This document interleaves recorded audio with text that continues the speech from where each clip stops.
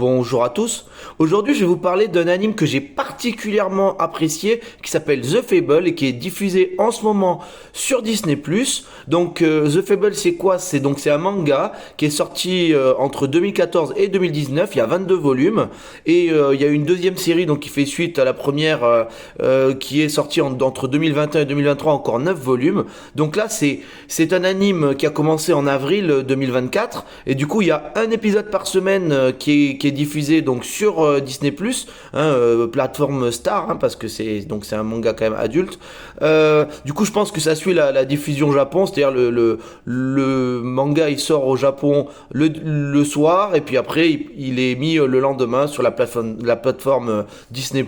Donc on l'a juste avec une journée de retard, quoi.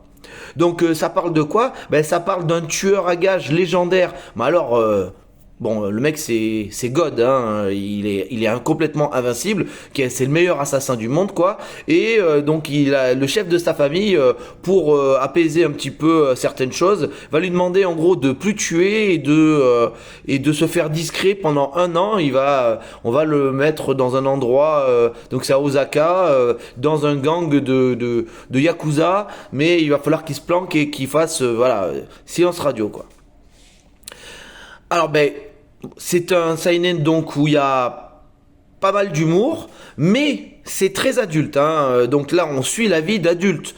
C'est pas du tout comme dans les shonen d'habitude, donc il y a pas tous ces gens qui pleurent tout le temps ou non, là on n'est pas du tout là-dessus.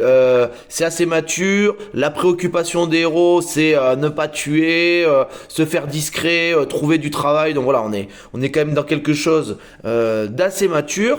Visuellement, c'est vraiment très sympathique. Il y a des scènes d'action, notamment au début de la série, mais il va y en avoir d'autres. Il y a des scènes d'action qui sont vraiment très intéressantes, ça bouge très très bien. Alors là, en plus c'est assez sanglant, donc c'est assez surprenant pour du manga parce que c'est vrai que ça arrive rarement vu qu'on regarde surtout des shonen.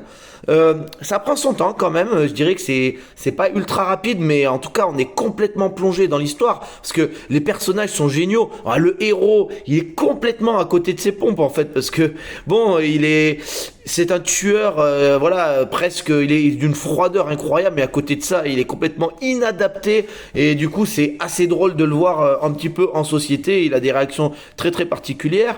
La sœur, qui est une alcoolique sans nom, elle est assez drôle également. Il y a un love interest, enfin, on se devine que ça va naître à un moment. Les yakuza sont aussi hyper haut en couleur et sont assez drôles. Le capitaine, je l'aime bien aussi avec son côté assez sérieux. Il a des bons raisonnements. Non, franchement, c'est vraiment, le scénario est hyper prenant. Vraiment hyper prenant, donc c'est parce que c'est vraiment très difficile pour le héros de pas se faire remarquer dans ce monde hyper brutal, et du coup il trouve des stratagèmes, mais alors c'est complètement loufoque. Et voilà, il y a donc c'est un doux mix entre de la comédie et une histoire assez noire quand même, qui va se développer au fur et à mesure.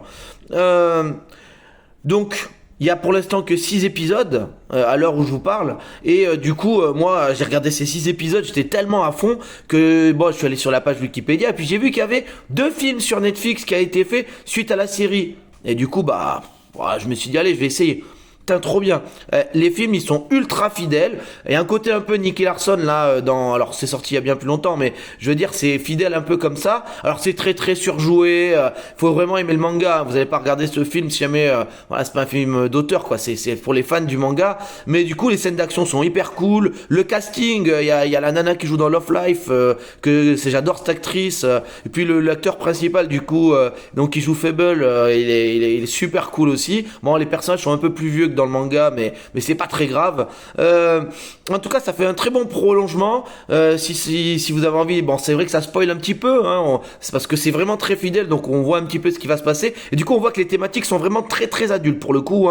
Il y a des histoires de viol, de prostitution et tout ça, donc on est vraiment dans le monde très très noir des yakuza, et c'est une série vraiment qui est très intéressante. En tout cas, ces 2 films m'ont vachement contenté, et du coup vraiment je vous conseille The Fable sur Disney+, et Un épisode par semaine et franchement c'est vraiment génial. Essayez cette série. Je pense dès le premier épisode on va rentrer dedans. Elle a été plusieurs fois encensée par la critique, a eu des prix festival de la bande dessinée et tout ça. Pour le volume 13 j'ai lu.